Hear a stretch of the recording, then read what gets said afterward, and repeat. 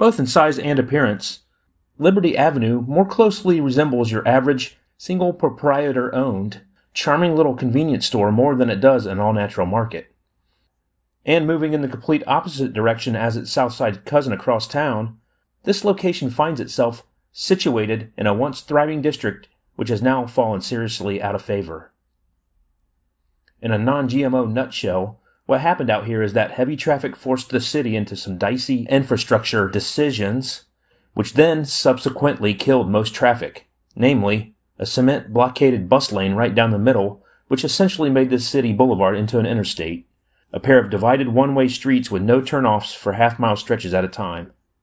Therefore, the inbound city traveler, in order to reach Liberty, has to sail a fair distance past it to the next major intersection, the only crossing point between there and downtown, and then hook a U-turn or else a series of more conventional ones just to retreat to this funky little enclave. Fortunately, driving from the south side store out to here is not nearly as convoluted. This store just happens to be on the correct side of the road, and so during the occasion of his first ever visit, Edgar arrives with maybe a half hour to spare from his standard 4 p.m. quitting hour.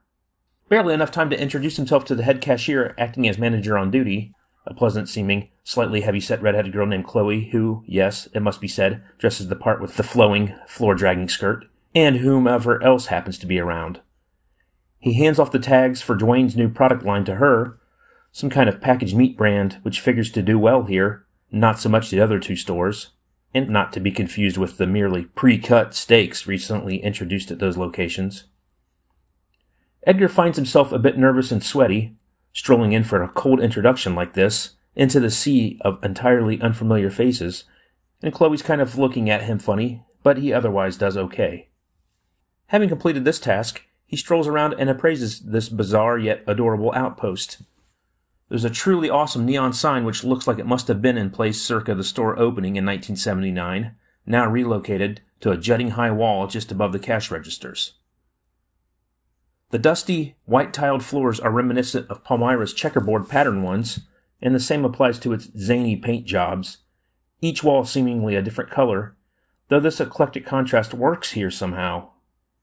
Taking a page from Southside, meanwhile, or rather the other way around if getting technical, they've got a front wall of nothing but windows, although this store manages to be more cheerful somehow than either of the other two. Nobody's idea of modern, of course, but does this matter? Other details are possibly a little more crucial. They have no meat department or deli, hence the greater need for package cuts. The produce section is a little sad, but on the plus side, their alcohol set seems a shade more realistic here. Though only on the job a month, he's already begun to suspect that there's no way sales justify the massive square footage dedicated to beer and wine at the larger locales. They've got 8 feet allotted for each here, and that seems about right. But what of the personalities on display?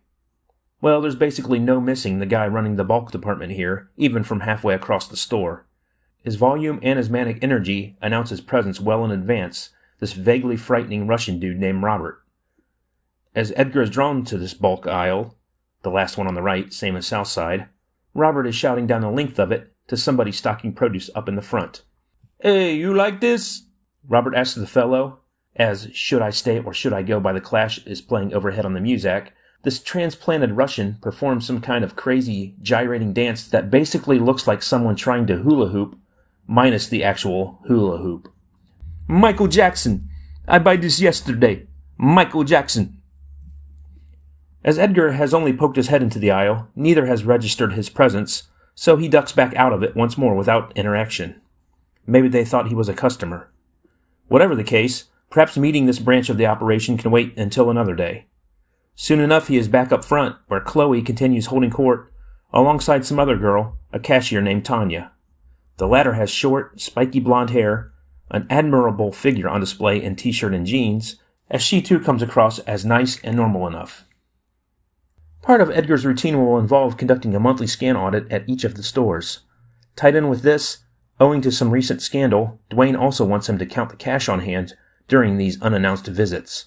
Basically, this has to happen before store opening on whatever mornings he decides to drop by, to avoid a ton of probably impossible midday calculations and report running and bouncing from register to register. Maybe it defeats the purpose to tell these two that he'll be stopping by soon for one such visit, but Edgar does kind of wish to get a handle on this landscape in advance. Chloe is helping a customer, so Tanya escorts him to the elevated office, one of those quaint 1970s relics with a scuffed, flimsy wooden door behind the front desk, opening up to an L-shaped set of maybe 10 steps total into this raised, glass-railed cage, from which one can clearly see almost all of the store. A minute or so later, after Tanya shows Edgar the safe, grants him the passwords for the pair of computers, Chloe rejoins them. He's kind of hoping one or both girls is present whenever he does drop by again.